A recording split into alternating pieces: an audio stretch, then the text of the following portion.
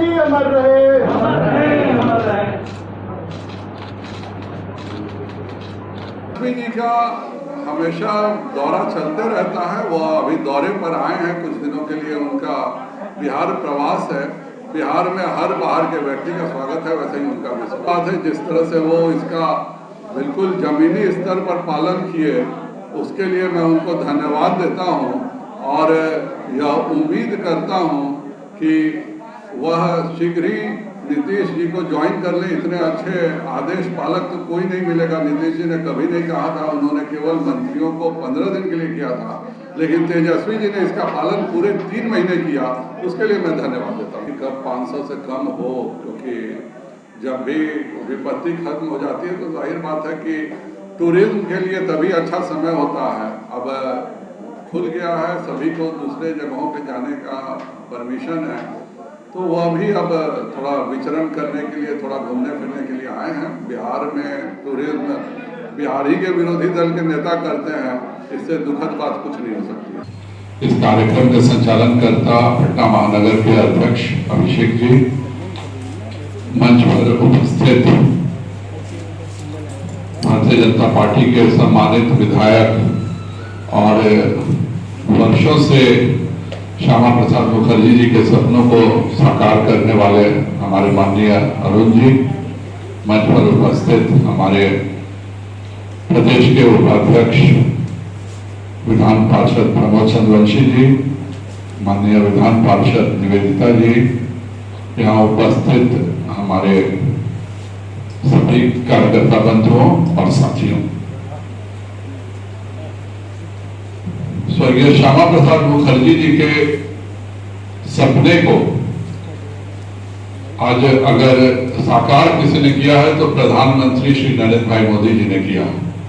मैं अपने आप को सौभाग्यशाली समझता हूं कि 5 अगस्त 2019 को मैं स्वयं मुख्य सचेतक के रूप में उनके सपने को साकार करने के कार्य को अंजाम देने का हम सबों ने, सांसदों ने प्रयास किया। और आजादी के बाद राष्ट्रवाद के लिए पहला बलिदान स्वर्गीय श्यामा प्रसाद मुखर्जी जी ने अपना दिया था। 65 वर्ष लग गए उनके बलिदान के बाद, जिस कार्य के लिए उन्होंने बलिदान किया।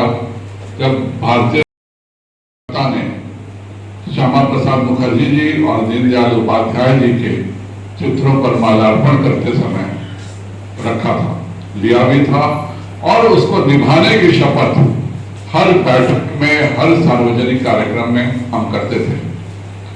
स्वर्गीय श्यामा प्रसाद मुखर्जी जी का जो शुरू से एक विश्वास था भारतीयता के प्रति और भारत के प्रत्येक नागरिक को बराबर अधिकार मिलना चाहिए, उसके प्रति उसी की फलीभूति उनका बलिदान भी हुआ और उसी की फलीभूति आज भारतीय जनता पार्टी ने करके दिखाया भी है।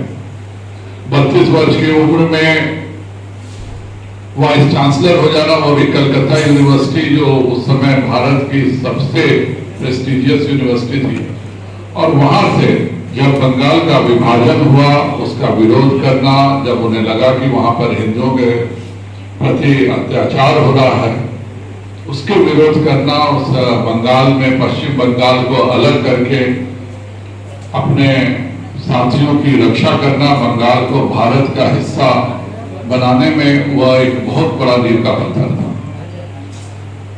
उसके पश्चात वह उद्योग मंत्री रहते हुए जब नेहरू जी ने लियाकत के साथ समझौता किया, और जो एक छद्म समझौता था, उसके कारण लाखों हिंदुओं की हत्याएं हुई, लाखों हिंदुओं को धर्म परिवर्तन किया गया, और नेहरू जी केवल उस समझौते का राग अलापते रहे।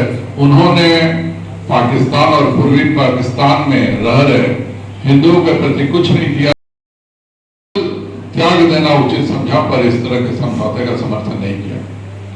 और फिर जनसंघ की स्थापना होती है, और जनसंघ में जो पहला निर्णय होता है वह यही होता है कि हम एक देश में 2 विधान, 2 प्रधान और 2 निशान नहीं चलने देंगे। उनका जो लोकसभा का भाषण था वह हम सभी के लिए आज के भारत के परिप्रेक्ष्य में भी सबसे ज्यादा प्रासंगिक है। और उन्होंने जनसंघ की स्थापना की और एक पूरे साजिश के तहत कहीं ना कहीं उनकी हत्या में कांग्रेस की भूमिका है। जानबूझ के गुरदासपुर बॉर्डर पार करने दिया गया जिससे कि भारत का कानून लागू नहीं हो, और उसके बाद उनको शेख अब्दुल्ला ने गिरफ्तार किया। गिरफ्तार करके शालीमार बाग में रख करके उनकी एक पूरी योजनाबद्ध तरीके से उनकी हत्या की गई। अचानक एक संदेश आया कि उनकी मृत्यु हो गई। क्या हुआ अस्पताल में, क्यों हुआ, किसी को नहीं बताया गया।